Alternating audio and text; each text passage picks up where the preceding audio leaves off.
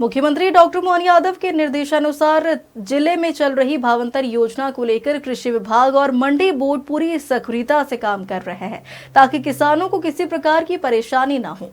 चिमनगंज मंडी में हर रोज सोयाबीन की आवक बढ़ती जा रही है। बड़ी संख्या में किसान अपनी फसल लेकर मंडी पहुंच रहे हैं।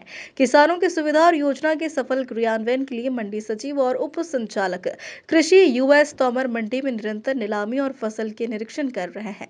इसी दौरान किसानों को भावांतर योजना के बारे में विस्तार से समझाया जा रहा है।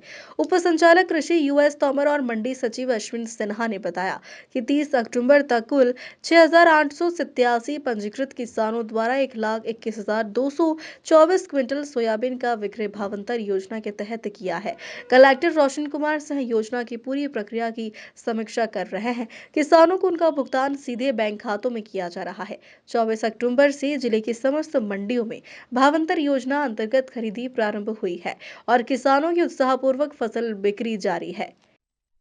आज हमने उज्जैन कृषि उपज मंडी का निरीक्षण किया।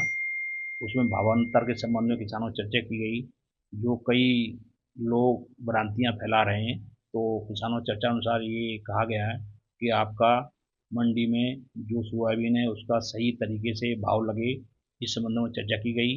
किसानों को सलाह दी गई कि आप 12 से 13% सोयाबीन सुखाकर तथा ग्रेडिंग करके लाएं, तो आपको कीमत के बारे में जो समस्या है उसका निराकरण होगा और सरकार द्वारा आपके फायदे के लिए ये योजना लागू की गई है।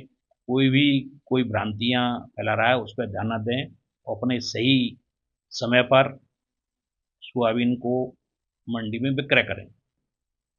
अभी तक उज्जैन जिले में भावांतर योजनाओं के अंतर्गत 5,000 किसानों ने 88,890 कुंटल सोयाबीन को मंडी में विक्रय किया है जिले में।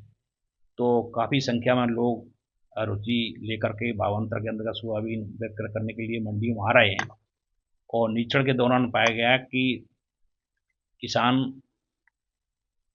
की नमी थोड़ी सी ज़्यादा है, तो किसानों से अनुरोध किया गया है कि कम से कम 12-13% नमी सोयाबीन होना चाहिए और थोड़ा इससे आपको भावांतर के अंतर्गत जो व्यापारी द्वारा बोली लगाई वो सही लगी। कि बहुत अच्छे से जो है यहाँ पे चल रहा है।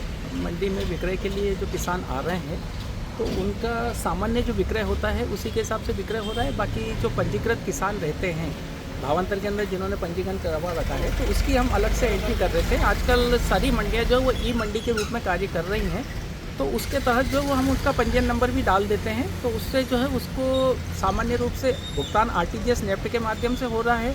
बाकी जो भावांतर की जो राशि रहेगी वो उसके खाते में ट्रांसफ़र होने की जो है वो बाद में स्थिति बनेगी। ये सब उज्जैन से सचिन सिन्हा की रिपोर्ट।